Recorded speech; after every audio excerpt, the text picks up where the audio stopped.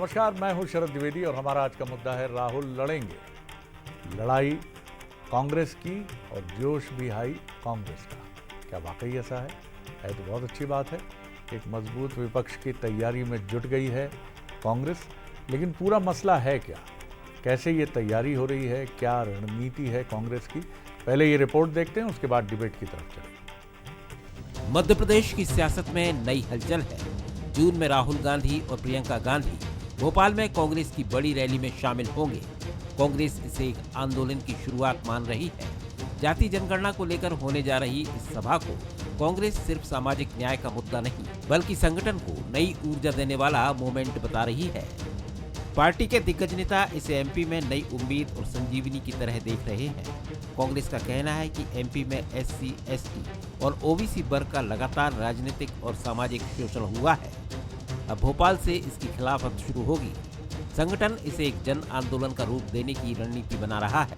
आज जो जातिगत जनगणना को लेकर राहुल जी ने जो फतेह हासिल की है, जिस तरह से इस सरकार को घुटने टेकने पड़े हैं, उससे निश्चित रूप से इसके प्रति भी जन जागरण का अवसर हमारे सामने है कि हम लोगों को बताएं कि ये क्यों ज़रूरी थी और कैसे ज़रूरी थी। और राहुल जी इसका आगाज़ करेंगे। उन्होंने महू में इसकी घोषणा की थी। वहीं बीजेपी ने कांग्रेस के इन दौरों को सियासी ड्रामा करार दिया है। बीजेपी का कहना है कि कांग्रेस मुद्दों पर बात करने के बजाय जाति की राजनीति कर रही है। राहुल गांधी जी, मध्य प्रदेश की धरती पे अपना समय बर्बाद ना करें। यहाँ की जनता जनार्दन जानती है कि विकास किसी ने किया है तो वो भारतीय जनता पार्टी की सरकार ने किया है, और जुमलेबाजी किसी ने की है तो वो कांग्रेस और आप जैसे नेताओं ने की है। कांग्रेस को भरोसा है कि गांधी परिवार की मौजूदगी से कार्यकर्ताओं का मनोबल बढ़ेगा और संगठन को जमीन पर मजबूती मिलेगी। राजनीति में दौरे अक्सर कार्यकर्ताओं का मनोबल बढ़ाने वाले टूल की तरह देखे जाते हैं, लेकिन जब बात गांधी परिवार के एमपी के मिशन की हो तो कांग्रेस इसे बदलाव की शुरुआत मान रही है। तो बीजेपी सवाल पूछ रही है, क्या सिर्फ दौरे से वोट मिल जाएंगे? सियासत में सब होता है, लेकिन कांग्रेस को उम्मीद है कि राहुल प्रियंका के आने से कांग्रेस को नई ऊर्जा मिलेगी, जो 28 के महासंग्राम के लिए पार्टी को नई दिशा देगी।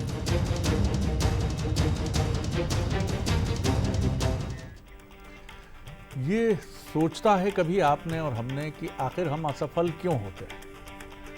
और अगर कोई ये कह दे कि इस तथाकथित असफलता के पीछे हमारा ही सबसे बड़ा हाथ है, जो अमूमन और अक्सर सच होता है, तो हमारे तन बदन में जैसे आग लग जाती है। क्योंकि हम हमेशा मानते हैं कि हमारी विफलता में कारण दूसरों का है, और इसी के उलट एक खिलाड़ी अपने कोच से अपनी सारी खामियों के बारे में बहुत शांति से सुनता है, चाहे वो टेनिस हो, चाहे वो क्रिकेट हो, चाहे फुटबॉल हो, कि भाई साहब आजकल आपका ये पैर जो है ये ऐसे नहीं आ रहा है, थोड़ा सा पीछे आना चाहिए, देखिए वीडियो जरा। तो बड़े गौर से वो देखता है और फिर उसको दूर करने की कोशिश करता है, और जिस क्षण वो दूर कर लेता है उस कमी को, अगले मैच में वो सेंचुरी बनाता है या गोल करता है। लेकिन संगठन या मनुष्य, इंडिविजुअल, ये मानने को कभी तैयार नहीं होते कि उनमें कोई खामी है।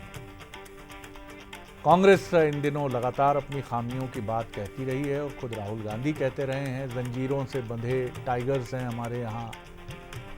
जीतू पटवारी जी पीसीसी चीफ कहते रहे हैं कि कैंसर है गुटबाजी।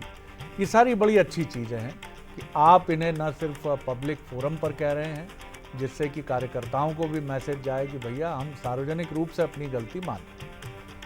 अब देखना यह है कि गलतियों को मानने के साथ जनता से जुड़े मुद्दों को उठाते हुए कांग्रेस क्या फिर अपनी पुरानी ऊंचाई तक पहुंचेगी। हमारे सवाल देखिए, जातीय जनगणना कांग्रेस की नई सियासी रणनीति है या सामाजिक न्याय का मुद्दा? ये बड़ा सवाल है। दूसरा सवाल, क्या गांधी परिवार की रैली मध्य प्रदेश में कांग्रेस को संजीवनी दे पाएगी? और तीसरा सवाल, क्या कांग्रेस की 2028 चुनाव की ये जातीय जो कांग्रेस का सफलता का रास्ता है, क्या वो जातीय जनगणना से होकर गुजर सकता है? पता नहीं। केवल एक इस मुद्दे के सहारे कितनी दूर जाएगी कांग्रेस, ये कहना मुश्किल है। जो मेहमान हमारे साथ हैं उनसे मिलिए। स्टूडियो में मेरे साथ हैं फिरोज सिद्दीकी साहब, युवा नेता, प्रवक्ता, बहुत स्वागत करता हूँ। हमारे साथ हैं वरिष्ठ पत्रकार, राजनीतिक विश्लेषक, मध्य प्रदेश के वरिष्ठतम पत्रकारों में से एक दिनेश गुप्ता जी, उनका बहुत स्वागत करता हूँ। और साथ ही हैं बीजेपी के प्रवक्ता डॉक्टर दुर्गेश केसवानी जी, उनका भी मैं बहुत स्वागत करता हूँ। नमस्कार सर जी, धन्यवाद। दिनेश जी, समझाइए ज़रा इसको, राहुल जी का, प्रियंका जी का आना, क्योंकि आमतौर पर मध्य प्रदेश में बीजेपी के नेताओं के फेरे तो बड़ी जल्दी लगते थे और अभी ज़्यादा वक्त नहीं हुआ है, करीब 1 महीने पहले तो खुद प्रधानमंत्री संगठनात्मक गुर का ज्ञान देने के लिए यहाँ करीब 2.5 घंटे उन्होंने पार्टी के जनप्रतिनिधियों से और सीनियर लीडर से बात की। अमित शाह तो गाहे बगाहे आते ही रहते हैं, कई बार तो एक सप्ताह में 2-2 बार आ जाते हैं, और भी तमाम बड़े नेता हैं, राष्ट्रीय संगठन मंत्री, सह संगठन मंत्री, सब आते हैं। कांग्रेस में ये थोड़ी कमी देखी गई। अब आपको लगता है क्या कि इसको भी सुधार रही प्रियंका जी का और राहुल जी का आना? कैसे देखते हैं आप? देखिए, जो भारतीय जनता पार्टी की जो जिस तरह की कार्यशैली है शरद जी, वो कांग्रेस उसको कभी भी जो है पूर्ण रूप से अपना नहीं सकती। पूर्ण रूप से क्या, उसका तो आप देखिए ना कि वो उस तरह क्या उनके यहाँ सिस्टम भी नहीं है कि वो अपने नेताओं को बार बार किसी राज्य में भेजे और संगठन को मजबूती की बात करें। और जो है अभी भी आप देखेंगे ना कि जो मध्य प्रदेश में यदि राहुल गांधी और प्रियंका गांधी आएंगे तो उससे कांग्रेस को जो है कितना वो जो चार्ज होती है ये थोड़ा सा कहना मुश्किल होगा, क्योंकि कांग्रेस को तो अभी जो सबसे बड़ी चुनौती उसके सामने है कि उसे नए कार्यकर्ता और नए नेता खड़े करने हैं। तो रातों रात ना तो नेता तैयार होते हैं ना कार्यकर्ता रातों रात मिलते हैं, क्योंकि पिछले हमने 5 साल में देखा जिस तरह से कांग्रेस पार्टी नेतृत्व को लेकर जूझ रही है, जिस तरह से उसके नेताओं की संख्या कम हुई है, तो उसके लिए सबसे बड़ी कमजोरी तो वही है, क्योंकि जो नेता उसने 4-5 दशक में तैयार किए थे वो छोड़कर चले गए। अब इतने जो पुराने नेता है वो कहाँ से लाएंगे? नए जो नेता है वो क्षेत्रीय राजनीति के हिसाब से देखेंगे, क्योंकि मध्य प्रदेश में बहुत सारी विविधता है, तो आपको कई इलाके ऐसे दिखाई देंगे कि जहाँ नेतृत्व ही नहीं है।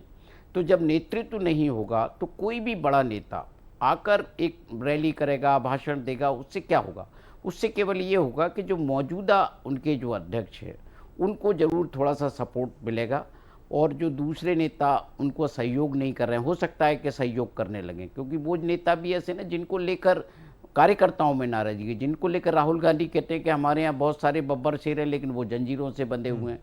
तो ऐसे जंजीरों से बंधे नेताओं को का सहयोग यदि मिल भी गया जीतू पटवारी जी को, तो उससे कितनी कांग्रेस आगे बढ़ेगी ये थोड़ा सा मुश्किल है, क्योंकि कांग्रेस को अभी बहुत सारी चुनौतियों का सामना करना है, उन्हें पार करना है।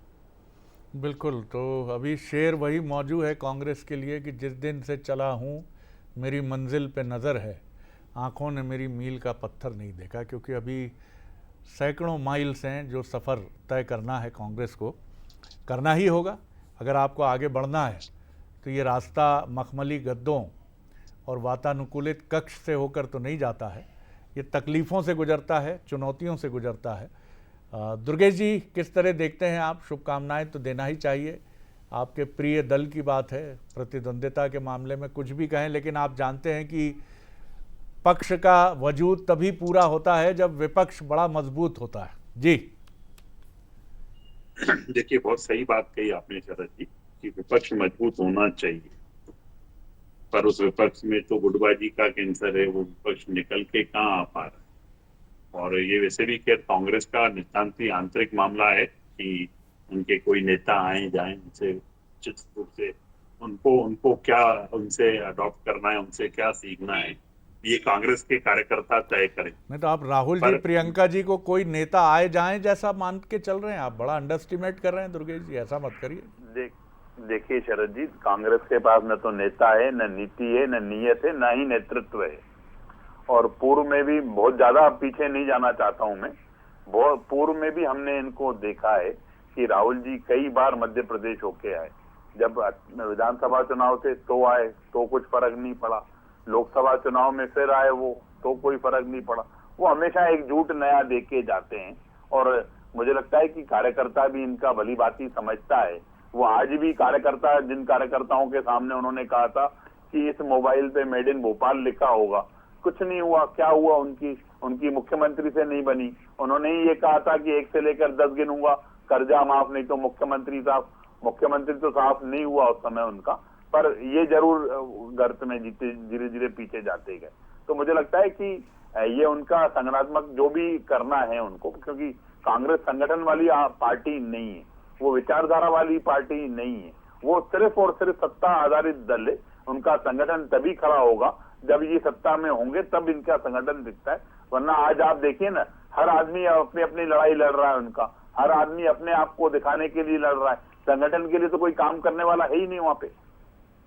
इसीलिए आप कांग्रेसियों को दिल से लगाते चले जा रहे हैं कि ये मौका ही ना आए। जो भी आपको लगता है कि ये फील्डर अच्छा है, ये कैच पकड़ सकता है या बैटिंग अच्छी कर सकता है, आप बुला लेते हैं अपने पास। देखिए, ये विफलता उनकी है कि वो अपने दल के लोगों को नहीं संभाल पा रहे हैं। 5.5 लाख से ज्यादा कार्यकर्ता उनकी पार्टी को छोड़ के चल जा चुके हैं। अब ये उनकी फेल्यूर है उनका, ये कि वो अपने दल के लोगों को नहीं संभाल पा रहे हैं। और हम निश्चित रूप से जो कार्यकर्ता जनहित के काम करेगा, जो हमारी विचारधाराओं को फॉलो करेगा, उसका हम आज भी स्वागत करते हैं। जी, लेकिन ये भी ध्यान रखना होगा आपको कि आईपीएल की तरह ऐसा ना हो कि तमाम दुनिया भर के खिलाड़ी आपकी टीम में शामिल हो जाएं। ये भी ध्यान रखना बहुत ज़रूरी होगा। फिरोज सिद्दीकी साहब, क्या कहेंगे आप? देखिए, कांग्रेस को जो Bharatiya Janata party under estimate कर रही है वो गलत कर रही है। अगर दुर्गेश भाई सीहोर से निशाना लगाना आप शुरू करें तो पूरा मध्य प्रदेश, मालवा और चंबल घूम के आ जाइए, हर जगह आपको एक पूर्व कांग्रेसी जो है वो विधायक मिलेगा भारतीय जनता पार्टी का। आपकी आज 1/3 कैबिनेट जो है वो भारतीय जनता पार्टी की पूर्व कांग्रेसियों की है। 25 साल हो गए हम सत्ता में नहीं है, लेकिन आज भी भीड़ की कमी नहीं है हमारे पास, आज भी लोगों की कमी नहीं है कांग्रेस के पास। आज भी जहाँ तक नेतृत्व की सवाल है, तो जो जीतू पटवारी जी ने शुरू किया है, वो जो इंग्लिश में एक कहावत है ना, वेल बिगिन हाफ डन, तो उन्होंने जो काम करना शुरू किया और जिस तरीके से मोहन यादव जी की सरकार को घेरा, आप देखिए कोई मुद्दा जो है वो जीतू पटवारी जी छोड़ते नहीं है। किसान यात्रा उन्होंने निकालना शुरू की तो उन्होंने सोयाबीन के भाव बढ़वा दिए, उन्होंने सौरभ शर्मा के मामले में जगह जगह पुतले फुकवाए मुख्यमंत्री के और हजारों लोगों के ऊपर FIR करा दी। उसके बावजूद भी आप कोई भी मुद्दा देखिए, अभी भी जो है हम राहुल गांधी जी की एक बड़ी रैली कराने जा रहे हैं और उससे पहले भी हमने एक कार्यक्रम घोषित किया है। तो जो कांग्रेस है उसका जो विचार है वो एक क्रांतिकारी विचार है। और जहाँ तक आप हमारे लीडर ऑफ अपोजिशन को देखें तो वो भी हर मुद्दे पे सरकार को बहस करने पे, अपनी बात पे का जवाब देने पे और भ्रष्टाचार पे घेरते चले जा रहे हैं। इससे पहले मानसून सेशन में हमने नरसिंह घोटाले में घेरा, अभी बजट सेशन में हमने सौरभ शर्मा के मामले में घेर लिया सरकार को। वक्त कम मिलता है, पुराना लंबा समय हो गया है कि हम सत्ता में नहीं है, लेकिन आज भी कांग्रेस जिस जज्बे के साथ भारतीय जनता पार्टी के साथ लड़ रही है, वो भारतीय जनता पार्टी को मैं समझता हूं कि सीख लेना चाहिए। जो बुराइयां आपके दल में आ रही हैं, सुबह से लेकर शाम तक इधर से बोलता है एक, उधर से बोलता है, ये विधायक को नोटिस, वो विधायक को नोटिस, और भारतीय जनता पार्टी की पूरी सरकार जो है सुबह से लेकर शाम तक से मीडिया की हेडलाइन मैनेजमेंट में लगी रहती है, ज़मीन पर कोई काम नहीं कर पा रहा है। और जो भी आप काम करते हैं जीतू पटवारी जी उसको घेर लेते हैं और भारतीय जनता पार्टी जवाब दे दे के परेशान हो जाती है। तो हमारा ये कहना है कि जो विपक्ष है, विपक्ष अपना काम पूरा कर रहा है। कई बार समय ऐसा होता है कि एक कोई भी दल जो है वो सामने आता है। अब हमारी नई लीडरशिप है, अगर आप जीतू पटवारी जी को इसी से 1 साल पहले देखें, जब से अब में उन्होंने जिस कॉन्फिडेंस के साथ पार्टी को बढ़ाया है और एक अच्छा काम कर रहे हैं जीतू पटवारी जी। आपको बता दूं दुर्गेश भाई, जो हमारा वैचारिक कार्यकर्ता था, जो अलग थलग पड़ा था, उसके कंधे पे उन्होंने पार्टी का बोझ रख दिया। लेकिन फिरोज साहब, मैं समझता हूं कि कैप्टन की तारीफ होनी चाहिए, चाहे वो राहुल गांधी हो या जीतू पटवारी हो, लेकिन संगठनात्मक सुधार, ऑर्गेनाइजेशनल रिफॉर्म्स जो बीजेपी अपने भीतर लेकर चलती है, हालांकि आप दोनों की मूल संरचना में अंतर है, मैं लौटूंगा आपकी तरफ। दिनेश जी, असली चीज़ क्या है सफलता के पीछे? निश्चित तौर पर रैली कर लेना, राहुल जी का आ जाना कांग्रेसियों में जोश भरेगा, उनमें उम्मीद भरेगा, लेकिन असली चीज़ है कि एक विचार के प्रति समर्पण, कांग्रेस की 135 साल पुरानी विरासत की जानकारी, उसको लेकर गर्व से भरना और ये मानना कि यही हमारा जीवन है, यही हमारी जीवनदायिनी पार्टी है और इसी का झंडा बुलंद करना है। ये भाव कांग्रेस में क्या आप मानते हैं कि काफी हद तक विलुप्त हुआ है, डैमेज हुआ है? शरद जी, जो विचार के प्रति प्रतिबद्धता भी होनी चाहिए। जितने लोग कांग्रेस से छोड़ के गए, क्या उनकी विचार के प्रति प्रतिबद्धता थी? तो बहुत सारे सवाल थे। राहुल जी खुद कहते हैं कि बी टीम के तौर पर लोग काम कर रहे थे, अलग कई तरह की उपमाएं उन्होंने दी है। लेकिन जो सबसे महत्वपूर्ण चीज़ है कि ना तो राहुल गांधी किसी कार्यकर्ता में जान फूंक सकते हो, ना प्रियंका गांधी फूंक सकती हैं। ये जो फील्ड में नेता होते हैं, इन्हें खुद सोचना पड़ता है। जिसमें कहते हैं कांग्रेस में गुटबाजी है, गुटबाजी का कैंसर है, ये नेताओं को बयान क्यों देना पड़ते हैं कि कहीं ना कहीं एक दूसरे के प्रति भरोसा नहीं है, उस विचार के प्रति प्रतिबद्धता नहीं है जिस विचार को लेकर कांग्रेस पार्टी थी। आप 90 का दशक का वो याद करिए, जब डबरा में एकता सम्मेलन होता है तो कोई बड़ा नेता था क्या उसके पीछे? कोई बड़ा नेता उस वक्त तो था नहीं। लेकिन जो स्थानीय नेता थे, राज्य स्तर के जो नेता थे, कि माधवराव सिंधिया ने एक पहल की तो अर्जुन सिंह भी उसके पीछे खड़े हो गए, दिग्विजय सिंह भी खड़े हो गए, श्यामाचरण शुक्ला भी हो गए, मोतीलाल वोरा भी हो गए, जितने भी नेता थे वो सब डबरा की एकता सम्मेलन के मंच पर खड़े हुए थे। आज कोई ऐसा आपको दिखता है कि कोई ऐसी अप्रोच कर सकता है कि हम अपने मतभेद बाद में निपट लेंगे, पहले सरकार तो ले आए? जो 2018 में प्रयोग हुआ, सरकार आई चली गई, तो वो मतभेद दूर जो होना चाहिए थे वो नहीं हो पाई, इसलिए वो सरकार चली गई। विचार को लेकर जो टकराव था उसके कारण सरकार चली गई। तो जो नेताओं के भीतर कांग्रेस के जो नेता हैं, जो अहम पैदा हो गया कि उनसे बड़ी जो है पार्टी नहीं है, उनको लगता है कि पार्टी से बड़े वो हैं। जब तक ये भाव खत्म नहीं होगा तब तक कांग्रेस का उद्धार कैसे होगा?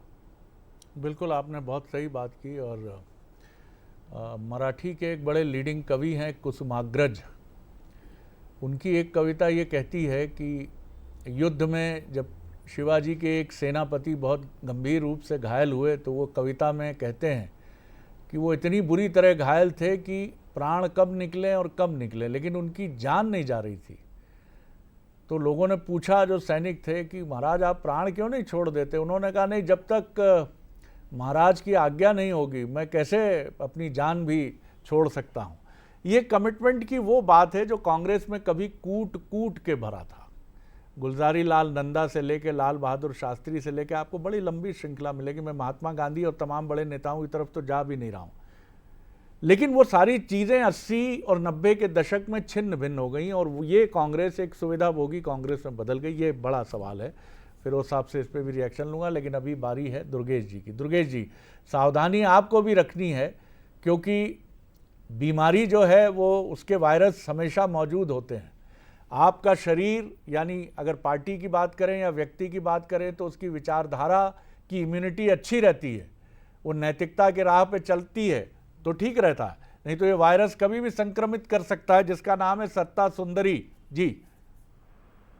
देखिए शरद जी, आप जो आपका प्रश्न है उस भाषा में ही मैं उसका जवाब देना चाहूंगा कि जितने भी वायरस हैं उसका ट्रीटमेंट त्वरित कर दिया जाता है, क्योंकि हम संगठन हमारे लिए सर्वोपरि है, संगठन हमारे लिए माँ की तरह है। और कोई भी अभी फिरोज जी किसी बात को, विधायकों की बात को कर रहे थे, आप बिल्कुल चिंता मत करो, हमारा संगठन प्रत्येक कार्यकर्ता की, चाहे वो सांसद मतलब बूथ पे बैठा हुआ कार्यकर्ता हो, उससे लेकर माननीय प्रधानमंत्री तक, सब में कार्यकर्ता का भाव है।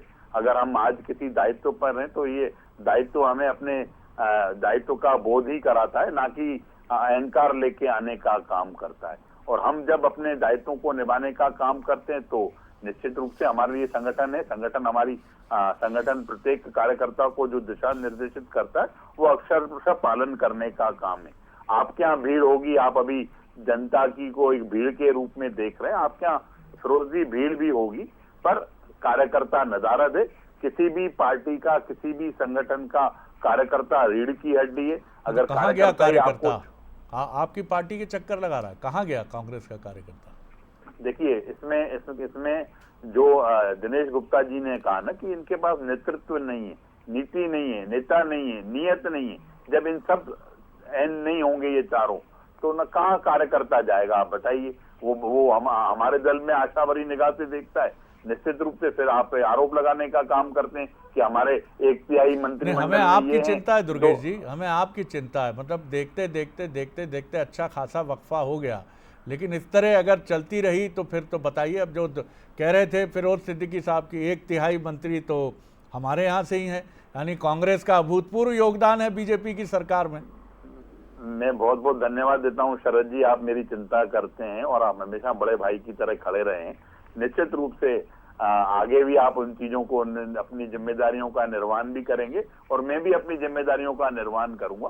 संगठन को से बढ़कर कोई चीज नहीं है शरद जी, और संगठन जो जैसा हमारे कार्यकर्ता को दिशा निर्देशित करता है, संगठन उसका अक्षरशः पालन करता है। यही कारण है ना, आप बताइए, चुनाव तो दोनों ही दल लड़े, विधानसभा भी हम लोगों ने साथ लड़ा, लोकसभा भी साथ लड़ा। हम कहाँ पे खड़े थे? हम बूथ पे खड़े थे और ये नेताओं के चौखटों पे खड़े थे। तो ये फर्क है उन चीजों का। जब तक इस चीज को नहीं समझा जाएगा तब तक कितना ही आप कर लो, कितना ही राहुल गांधी की जगह मैं तो बोल रहा हूँ कि किसी बहुत बड़े जादूगर को बुला लो, पर जब दिखने वाला ही आपको नहीं है तो उसके जादू से क्या होगा? ये मेन बात है, उसको आपको करना चाहिए। आप बुलाइए किसी को भी, पर आपके पास कार्यकर्ता कहाँ है, आपके पास जनता कहाँ है? आप एक अच्छे विपक्ष की भूमिका निभा सकते थे, पर आपके नेता ही इस बात को मान रहे हैं कि हमारे यहाँ गुटबाजी का कैंसर है, तो विपक्ष की भूमिका भी नहीं निभा पा रहे हो। हम तो चाहते हैं अच्छा विपक्ष होगा, प्रदेश और तेजी से विकास की ओर बढ़ेगा। अच्छा विपक्ष होगा, निश्चित रूप से जनता की चिंता होगी। विपक्ष मजबूत होगा तो 8.5 करोड़ जनता की आप भी आवाज बन के निकलोगे, पर आप उस चीज को करने जवाब दीजिए। देखिए दुर्गेश भाई, आपको जानकारी नहीं है, ये भारतीय जनता पार्टी वो पार्टी है कि इनके नेताओं के वक्तव्य, भाषण सुनने लोग जो है आया करते थे। खाली भीड़ ही इस बात की लगती थी कि भारतीय जनता पार्टी के जो नेता हैं वो बहुत अच्छे प्रखर वक्ता हुआ करते हैं। आज आपके यहाँ की मीडिया टीम देखो कौन कौन है, आपके तो पुराने लोग हैं नहीं उसमें। कभी कभी आप जैसे पुराने भारतीय जनता पार्टी के मुझे कार्यकर्ता टकराते हैं, ज्यादातर तो मैं कांग्रेस ही टकराता। मेरी आपत्ति पुराना ना कहा जाए दुर्गेश जी को, वो नए हैं, नहीं नए नवेले हैं, युवा, लेकिन पुराने कार्यकर्ता, आप उनकी संभावनाओं को नुकसान ना नहीं है युवा, लेकिन पुराने कार्यकर्ता है, जोश से भरे। बड़े भाई बैठे हैं, वो बड़े भाई निश्चित मैं यही कह रहा हूँ कि है युवा, मेरे भी मित्र हैं, ये बहुत अच्छे परम मित्र हैं। और मुझे भी पीड़ा होती है जब कोई कहता है कि वयोवृद्ध पत्रकार, ये अच्छा नहीं लगता। नहीं, पुराने नेता हैं, पुराने कार्यकर्ता, पुराने युवा जोश के साथ हैं। ये खूबी थी भारतीय जनता पार्टी की। आज आप देखिए क्या स्थिति है। जो भारतीय जनता पार्टी बूथ से अपने कार्यकर्ता को ऊपर लाती थी, आज वहां टिकट जो है दूसरे लोगों को मिल रहा है। इनकी बातों पर भी यही मैं कह रहा हूं, जहां तक हमारे संगठन का सवाल है, कांग्रेस की करनी चाहिए। अरे जहां तक हमारे संगठन का सवाल है दुर्गेश भाई, कांग्रेस 135 साल पुरानी पार्टी है।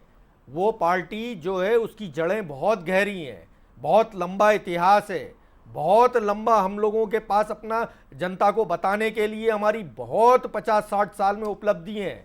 ये सही है कि कुछ क्षरण हुआ है हमारे संगठन का, कुछ जो लोग हैं कमिटमेंट तो ओवरऑल जो समाज में आप देखो तो आजकल कमिटेड लोग बहुत मुश्किल से मिलते हैं, वफादार लोग मुश्किल से मिलते हैं। पूरा समाज ही सुविधा भोगी हो गया है जब से ये जो नई एक आर्थिक स्थितियाँ देश में पैदा हुई हैं और नई नई चीज़ें आई हैं, तो पूरा समाज ही सुविधा भोगी हो गया है। ये सही है कि कांग्रेस में कहीं ना कहीं कमजोरी आई, इसीलिए आज हम पीछे हैं। लेकिन जीतू पटवारी जी और राहुल गांधी जी दोनों मिलकर जिस तरीके से पार्टी को वापस खड़ा कर रहे हैं और छन्नी लगा रहे हैं, तो ये भी एक बहुत बड़ा रिमार्केबल कदम है। और आप देखना राहुल गांधी जी जो नई कांग्रेस खड़ी करेंगे हम, वो कितनी वैचारिक कार्यकर्ता के कंधों पर ये कांग्रेस होगी, सिर्फ वैचारिक कार्यकर्ता के कंधे पर। Dinesh ji 10 second sir, concluding remark जी।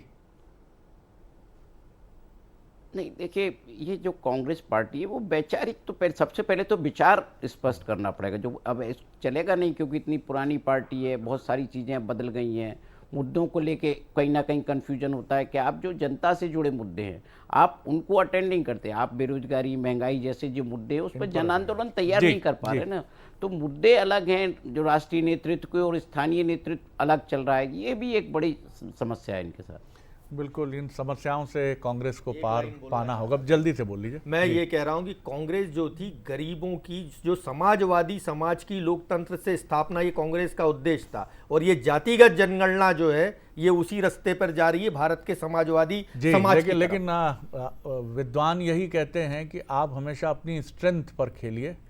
कई बार जीवन में भाग्य रूपी टहनी का या नाव का सहारा मिल जाता है, ऐसे राजनीतिक दलों को मुद्दों का सहारा मिल जाता है, लेकिन आपकी असली स्ट्रेंथ होती है आपकी ताकत। कई बार हमें लगता है ये फैसला क्यों हो गया, ये क्यों हो गया, कि किसी ने हमारे साथ षड्यंत्र कर दिया, लेकिन वो हमारी ज़िंदगी बदलने वाला होता है, क्योंकि ईश्वर देख रहा है, वो बता रहा है कि नहीं, मैंने तुम्हारी बेहतरी के लिए किया, नहीं तो तुम फंसे ही रह जाते हैं। कांग्रेस को अपनी स्ट्रेंथ पर खेलना होगा।